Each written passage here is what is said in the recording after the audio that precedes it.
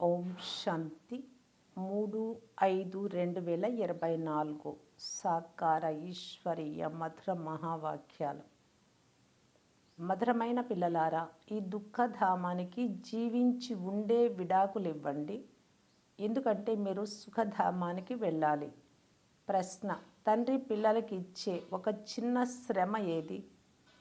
జవాబు: బాబా అంటూ ఉన్నారు, పిల్లలు కామం మహాశత్రువు, దీనిపై విజయం ప్రాప్తి చేసుకోండి. ఇదే నేను మీకు ఇచ్చే చిన్న శ్రమ.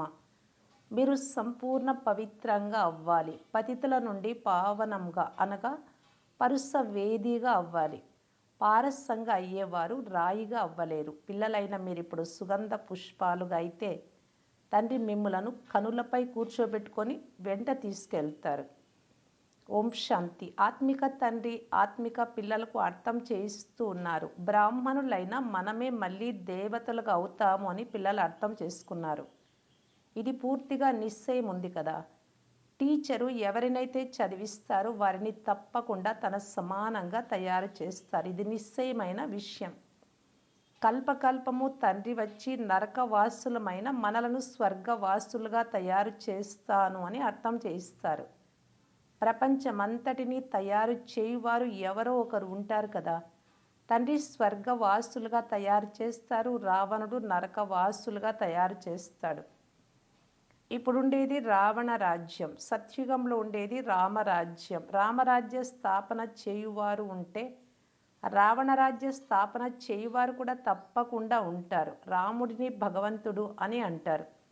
భగవంతుడు నూతన ప్రపంచాన్ని స్థాపన చేస్తారు. జ్ఞానమేమో చాలా సులభం, పెద్ద కష్టమేమీ కాదు. కానీ ఎంత రాతి బుద్ధిగా ఉన్నారు అంటే పారస్ బుద్ధిగా అవ్వడం అసంభవమని భావిస్తారు. నరకవాసుల నుండి స్వర్గవాసులుగా అవ్వడంలో చాలా శ్రమ ఉంది. ఎందుకంటే మాయా ప్రభావం చాలా ఉంది. 50 అంతస్తులు 100 అంతస్తుల భవనాలు ఎంతో పెద్దవి నిర్మిస్తూ ఉన్నారు. స్వర్గంలో ఇన్ని అంతస్తులు ఉండవు. ఈ కాలంలో ఇక్కడ కట్టుకుంటూ ఉన్నారు. ఇక్కడ భవనాలు కట్టుకున్న విధంగా సత్యుగంలో ఉండవని మీకు తెలుసు.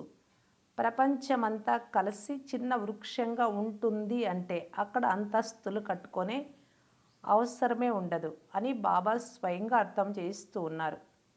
అక్కడ లెక్కలేనంత భూమి ఉంటుంది, ఇక్కడ అంత భూమి లేదు. అందుకే భూమి విలువ ఎంతో పెరిగిపోయింది. అక్కడ భూమికి ఖరీదే ఉండదు. మున్సిపాలిటీ పన్నులు మొదలైనవి కూడా ఉండవు. ఎవరికి ఎంత భూమి కావాలో అంత తీసుకోవచ్చు. తండ్రి నేర్పించే ఈ జ్ఞానం ద్వారా అక్కడ మీకు సర్వ సుఖాలు లభిస్తాయి. మనుషులు 100 అంతస్తుల భవనాలు మొదలైనవి నిర్మించేందుకు కూడా ధనము మొదలైనవి ఖర్చు అవుతాయి కదా. అక్కడ ధనము మొదలైనవి ఖర్చు కావు. అపారమైన ధనం ఉంటుంది, డబ్బు అవసరమే లేదు. లెక్కలేనంత ధనం ఉంటే ఆ డబ్బంతా ఏం చేసుకుంటారు? బంగారము, వజ్రాలు, ముత్యాలు మొదలైన వాటితో భవనాలు మొదలైనవి కట్టుకుంటారు. ఇప్పుడు పిల్లలైన మీకు ఎంతో జ్ఞానం లభించింది. ఇది వివేకం, అవివేకముల మాట. సతో బుద్ధి మరియు తమో బుద్ధి. సతో ప్రధానంగా ఉన్నవారు స్వర్గానికి అధికారులు, తమో బుద్ధిగా ఉన్నవారు నరకానికి అధికారులుగా అవుతారు. ఇది స్వర్గం కాదు, ఇది రౌరవ నరకం. చాలా దుఃఖంలో ఉన్నారు, అందుకే ఓ భగవంతుడా అని పిలుస్తారు, మళ్ళీ మర్చిపోతారు. ఐకమత్యం కావాలి అని ఎంతగానో తలలు బాదుకుంటారు. సమావేశాలు మొదలైనవి జరుపుతూ ఉంటారు. కానీ వీరంతా కలిసి ఏకము అవ్వరు అని పిల్లలైన మీరు అర్థం చేసుకున్నారు. ఈ వృక్షం అంతా శిథిలావస్థలో ఉంది, మళ్ళీ క్రొత్తదిగా అవుతుంది. కలియుగం నుండి సత్యుగంగా ఎలా అవుతుందో మీకు తెలుసు. ఈ జ్ఞానాన్ని మీకు ఇప్పుడు ఆ తండ్రి అర్థం చేయిస్తూ ఉన్నారు. సత్యయుగ వాసులే మళ్ళీ కలియుగ వాసులుగా అవుతారు. మళ్ళీ మీరు సంగమ వాసులుగా అయ్యి సత్యుగ వాసులుగా అవుతారు. ఇంతమంది సత్యుగంలోకి వెళ్తారా అని అంటారు. వెళ్ళలేరు. ఎవరైతే సత్యమైన సత్యనారాయణ కథను వింటారో తండ్రి నుండి వారే స్వర్గంలోకి వెళ్తారు. మిగిలిన వారంతా శాంతిధామంలోకి వెళ్తారు. దుఃఖధామం ఉండనే ఉండదు. కావున ఈ దుఃఖధామానికి బ్రతికి ఉన్నప్పుడే విడాకులు ఇవ్వాలి. మీరు విడాకులు ఎలా ఇవ్వగలరో కూడా తండ్రి యుక్తులు తెలిపిస్తారు. ఈ మొత్తం సృష్టిపై దేవీ దేవతల రాజ్యం ఉండేది. ఇప్పుడు మళ్ళీ దానిని స్థాపించేందుకు తండ్రి వచ్చారు. మనమంతా ఆ తండ్రి నుండి విశ్వరాజ్యం తీసుకుంటూ ఉన్నాం. డ్రామా ప్లాన్ అనుసారం తప్పకుండా పరివర్తన అవుతుంది. ఇది పాత ప్రపంచం. దీనిని సత్యుగమని ఎలా అంటారు? అసలు సత్యుగం అంటే ఏమిటో మానవులకు తెలియనే తెలియదు. చాలా భక్తి చేసిన వారి ఈ జ్ఞానం పొందేందుకు అర్హులు అని బాబా అర్థం చేయించారు. వారికే అర్థం చేయించాలి. ఈ కులానికి చెందినవారు కాకుంటే వారికి అర్థమే కాదు. అందువలన సమయం ఎందుకు వృధా చేయాలి? మన సభ్యులే కాకుంటే వారు ఏది ఒప్పుకోరు. ఆత్మ అంటే ఏమిటో, పరమాత్మ అంటే ఏమిటో నాకు తెలుసుకోవాలి అనే లేదు అని అంటారు. అందువలన వారి కొరకు శ్రమ ఎందుకు చేయాలి? బాబా అర్థం చేయిస్తూ ఉన్నారు. భగవాను వాచ్ అని పైన వ్రాసి ఉన్నారు. నేను కల్పకల్పము పురుషోత్తమ సంగమ యుగంలో సాధారణ మానవ శరీరంలో వస్తాను. ఇతడి జన్మలు అనగా బ్రహ్మ జన్మలు ఇతడికే తెలియవు, నేను తెలుపుతాను. పూర్తిగా 5000 సంవత్సరాల పాత్ర ఎవరికి ఉంటుందో నేను చెప్తాను. ఎవరైతే నెంబర్ 1లో వచ్చారో వారికి ఇలాంటి పాత్ర ఉంటుంది కదా. శ్రీకృష్ణుని మొట్టమొదటి సత్యుగపు రాకుమారుడు అని మహిమ కూడా చేస్తారు. అలాగే మళ్ళీ 84 జన్మల తర్వాత ఏమవుతాడు? ఫస్ట్ బికారి, బికారి నుండి రాకుమారుడు, మళ్ళీ రాకుమారుని నుండి బికారి, రాకుమారుని నుండి బికారిగా ఎలా అవుతాడో మీరు అర్థం చేసుకున్నారు. మళ్ళీ తండ్రి వచ్చి గవ్వ నుండి వజ్ర సమానంగా తయారు చేస్తారు. వజ్ర సమానంగా ఉన్నవారే మళ్ళీ గవ్వ సమానంగా అవుతారు. పునర్జన్మలైతే తీసుకుంటారు కదా. అందరికంటే ఎక్కువ జన్మలు తీసుకుని వారెవరూ మీరు అర్థం చేసుకున్నారు. మొదట శ్రీకృష్ణుడే వస్తాడు అని అంగీకరిస్తారు. అతనికి రాజధాని ఉంటుంది. ఎక్కువ జన్మలు కూడా అతనికే ఉంటాయి. ఇది చాలా సులభమైన విషయం. కానీ మనుషులు ఈ విషయాలపై గమనం ఇవ్వరు. తండ్రి అర్థం చేయిస్తే ఆశ్చర్యపడతారు.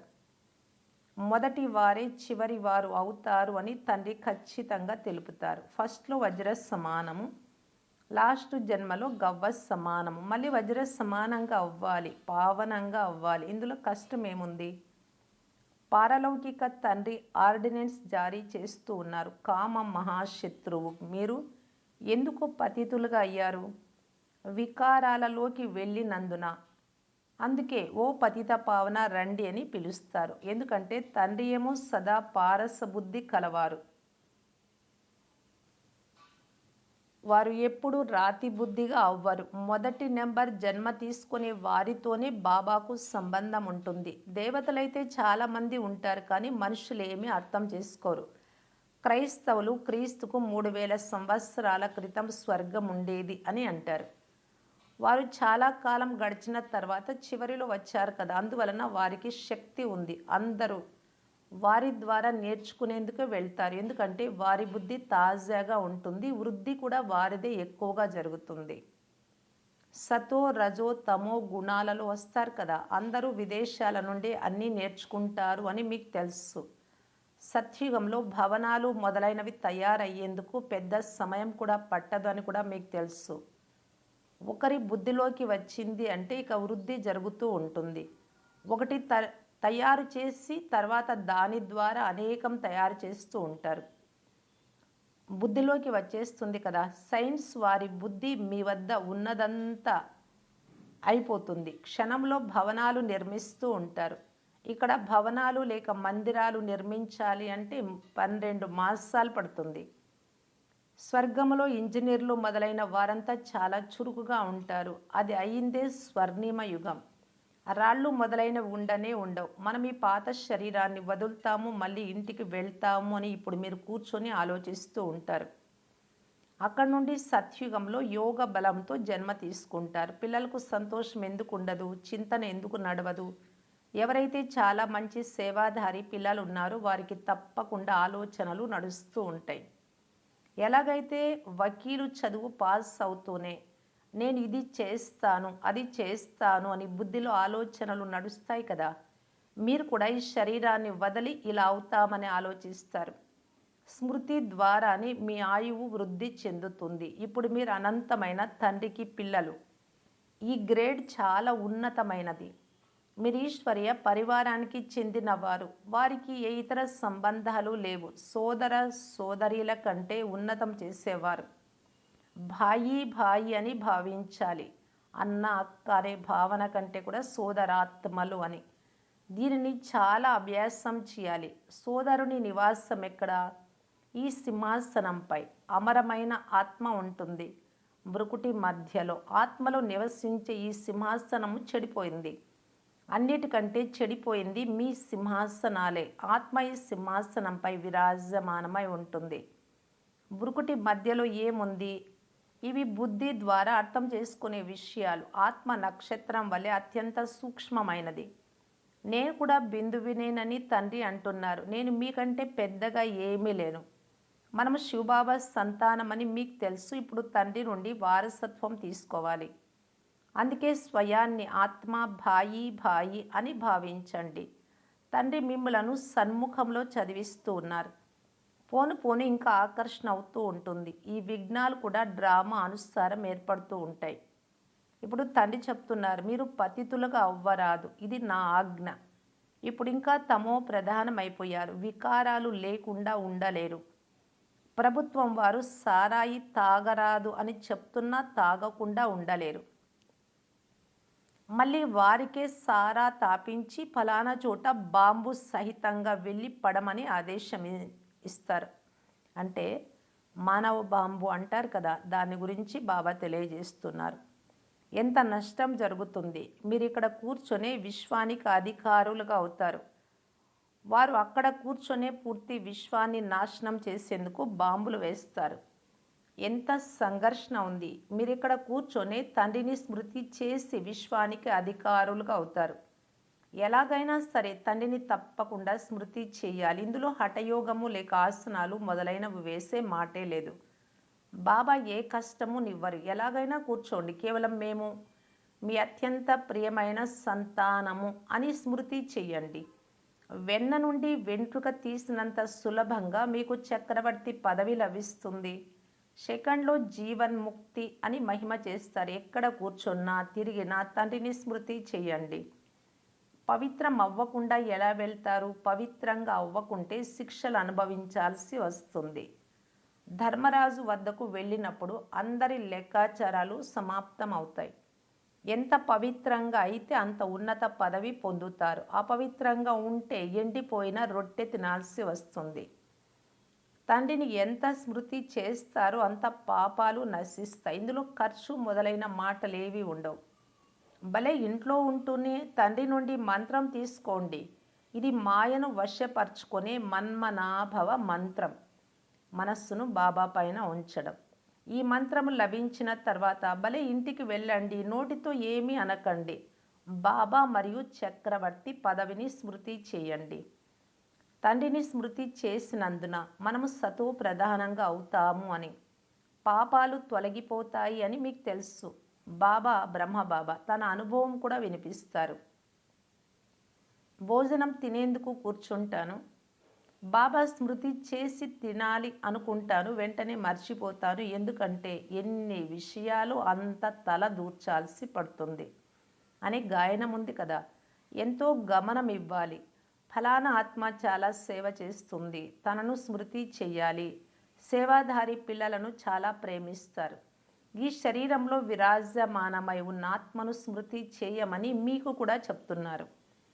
అంటే బ్రహ్మబాబాలో ఉండే శివబాబాను. ఇక్కడికి మీరు వచ్చేదే శివబాబా వద్దకు. తండ్రి అక్కడి నుండి క్రిందకు వచ్చారు. పరంధామం నుండి భగవంతుడు వచ్చారు అని మీరు అందరికీ చెప్తారు. కానీ వారు అర్థం చేసుకోలేరు. కావున యుక్తిగా తెలియజేయవలసి ఉంటుంది. శరీరానికి హద్దు తండ్రి మరియు ఆత్మల బేహద్దు తండ్రి, ఇద్దరు తండ్రులు ఉన్నారు. ఇప్పుడు బేహద్దు తండ్రి రాజ్యం ఇస్తున్నారు. పాత ప్రపంచ వినాశనం కూడా ఎదురుగా నిల్చొని ఉంది. ఏక ధర్మ స్థాపన మరియు అనేక ధర్మాల వినాశనం జరుగుతుంది. తండ్రి చెప్తున్నారు, నన్ను ఒక్కరినే స్మృతి చేస్తే మీ పాపాలు భస్మం అవుతాయి. ఇది యోగాగ్ని. దీని ద్వారా మీరు తమో ప్రధానం నుండి సతో ప్రధానంగా అవుతారు. ఈ పద్ధతిని తండ్రే తెలిపించారు. తండ్రి అందరినీ పుష్పాలుగా తయారు చేసి కనులపై కూర్చోబెట్టుకొని తీసుకెళ్తారు అని పిల్లలైన మీకు తెలుసు. ఏ కళ్ళు? జ్ఞాన నేత్రాలు. ఆత్మలను తీసుకెళ్తారు, తప్పకుండా వెళ్ళాల్సిందే. అంతకుముందే తండ్రి నుండి వారసత్వం ఎందుకు తీసుకోరాదు? సంపాదన కూడా చాలా గొప్పది. తండ్రిని మర్చిపోతే నష్టం కూడా చాలా ఉంటుంది. పక్కా వ్యాపారులుగా అవ్వండి. తండ్రిని స్మృతి చేయడం ద్వారానే ఆత్మ పవిత్రంగా అవుతుంది. మళ్ళీ ఒక శరీరాన్ని వదిలి మరొకటి తీసుకుంటుంది. అందువలన తండ్రి చెప్తున్నారు, మధురాతి మధురమైన పిల్లలారా, దేహి అభిమానులుగా, ఆత్మ అభిమానులుగా అవ్వండి. ఈ అలవాటు పక్కాగా అవ్వాలి. స్వయాన్ని ఆత్మగా భావించి తండ్రి ద్వారా చదువుతూ ఉంటే మీ నావ తీరానికి చేరుకుంటుంది. శివాలయంలోకి వెళ్ళిపోతారు. చంద్రకాంతుడి వేదాంతంలో కూడా ఈ కథ ఉంది. నావ వెళ్తూ ఉంటుంది, మధ్యలో దిగుతారు, ఏదో వస్తువుపై ఇష్టం పడతారు, స్టీమర్ వెళ్ళిపోతుంది. భక్తి మార్గంలోని శాస్త్రాలు మళ్ళీ తయారవుతాయి, మీరు చదువుతారు. మళ్ళీ బాబా వచ్చినప్పుడు అవన్నీ వదిలేస్తారు. తండ్రి అందరినీ తీసుకెళ్లేందుకు వస్తారు. భారతదేశపు ఉన్నతి మరియు పతనం ఎలా జరుగుతుందో ఎంత స్పష్టంగా ఉంది. ఇతడు నల్లగా మరియు తెల్లగా, అపవిత్రంగా మరియు పవిత్రంగా అవుతాడు. బ్రహ్మ నుండి విష్ణువు, విష్ణువు నుండి బ్రహ్మగా అవుతాడు. కేవలం ఒక్కరే అవ్వరు కదా, ఇదంతా విశదీకరించాలి. కృష్ణుని గురించి కూడా వివరించడం జరిగింది. సుందరంగా ఉండేవాడు నలుపుగా అవుతాడు. స్వర్గంలోకి వెళ్తాడు కనుక నరకాన్ని కాలితో తన్నేస్తాడు. ఇది ఈ చిత్రంలో స్పష్టంగా ఉంది. మీ రాజ్యపు చిత్రాలను కూడా తయారు చేశారు కదా. అచ్చా, మధురాతి మధురమైన అపురూపమైన పిల్లలకు మాతా పిత బాప్దాదాల ప్రియ స్మృతులు మరియు గుడ్ మార్నింగ్. ఆత్మిక పిల్లలకు ఆత్మిక తండ్రి నమస్తే. ధారణ కొరకు ముఖ్య సారం. ఫస్ట్ పాయింట్, తండ్రి ఆర్డినెన్స్ను పాలన చేసేందుకు ఆత్మలైన మనమంతా సోదరాత్మలము. 1. 2. బ్రుకుటి మధ్యలో నివసిస్తాము. 3. మనము అనంతమైన తండ్రికి పిల్లలము. 4. ఇది మన ఈశ్వరీయ పరివారము అనే స్మృతిలో ఉండాలి. 5. దేహి అభిమానులుగా అయ్యేందుకు అలవాటు పడాలి. సెకండ్ పాయింట్, ధర్మరాజు శిక్షల నుండి విడుదల పొందేందుకు మీ లెక్కాచారాన్నంతా సమాప్తం చేసుకోవాలి. మాయను వశపరుచుకునేందుకు లభించిన మంత్రాన్ని స్మృతిలో ఉంచుకొని సతో ప్రధానంగా అవ్వాలి. మాయను వశపరుచుకోవాలి అంటే నిరంతరం నేను ఆత్మ అనే భావనతో తండ్రి స్మృతిలో ఉండాలి. అప్పుడే సతో ప్రధానంగా కాగలరు. వరదానం, బిందువు రూపంలో స్థితమై ఉండి ఆత్మరూపంలో ఇతరులకు కూడా డ్రామా బిందువు యొక్క స్మృతిని ఇప్పించే విఘ్న వినాశక్ భవ. ఏ పిల్లలైతే ఏ విషయంలోనూ క్వశ్చన్ మార్క్ పెట్టరు, అనగా ప్రశ్నలు రావు, సదా బిందువు రూపంలో స్థితమై ఉండి ప్రతి పనిలో ఇతరులకు కూడా డ్రామా యొక్క బిందువును స్మృతినిప్పిస్తారో వారినే విఘ్న వినాశకులు అని అంటారు. స్వయానికి ఏ ప్రశ్నలు రాకుండా ఉన్నప్పుడే, ప్రతి విషయానికి బిందువు పెట్టినప్పుడే బిందు స్వరూపంలో స్థితమై అప్పుడే డ్రామా యొక్క బిందువును కూడా ఇతరులకు గుర్తు చేపిస్తారు. వారిని విఘ్న వినాశకులు అంటారు. వారు ఇతరులను కూడా సమర్థులుగా చేసి తమలాగా సఫలత యొక్క గమ్యానికి సమీపంగా తీసుకొస్తారు. వారు హద్దులోని సఫలత యొక్క ప్రాప్తిని చూసి శరీరానికి సంబంధించినటువంటి ఏదైనా సఫలత లభిస్తే దాన్ని చూసి సంతోషించరు, కానీ బేహద్దు యొక్క సఫలతామూర్తులుగా ఉంటారు. సదా ఏకరసంగా ఒకే శ్రేష్టమైన స్థితిలో స్థితమై ఉంటారు. వారు తమ సఫలత యొక్క స్వస్థితి ద్వారా అసఫలతను కూడా, అపజయాన్ని కూడా పరివర్తన చేస్తారు. స్లోగన్, ఆశీర్వాదాలు తీసుకుంటూ ఆశీర్వాదాలు ఇస్తూ ఉంటే చాలా త్వరగా మాయాజీతులుగా అవుతారు. అవ్యక్త ఇషారా, సంతుష్టంగా ప్రసన్నంగా ఉండటానికి, మహాదాని అయ్యి ఖుషీ ఖజానాను దానం చేయటానికి బాప్దాదా తెలియజేస్తూ ఉన్నారు. ఆత్మిక అగ్ని అయిన తండ్రి ఖుషీతో గానం చేస్తూ నాట్యం చేయడం తెలిసిన దీపపు పురుగులైన ఆత్మలను ఇష్టపడతారు. దీని కొరకు ఏవైతే నాది నాది అనే పెద్ద లిస్టు ఉందో నా పిల్లలు, నా మనవళ్ళు, నా మనవరాళ్ళు, నా ఇల్లు, నా కోడలు, ఈ నావి అనే వాటిని అన్నింటినీ సమాప్తం చేయాలి. అన్నింటినీ, అనేకమైన వాటిని మరచి ఒక్క బాబాను స్మృతి చేస్తే శ్రమ నుండి విడుదలై ఆరాంగా సంతోషం యొక్క ఊయలలో ఊగుతూ ఉండగలరు. ఓం శాంతి.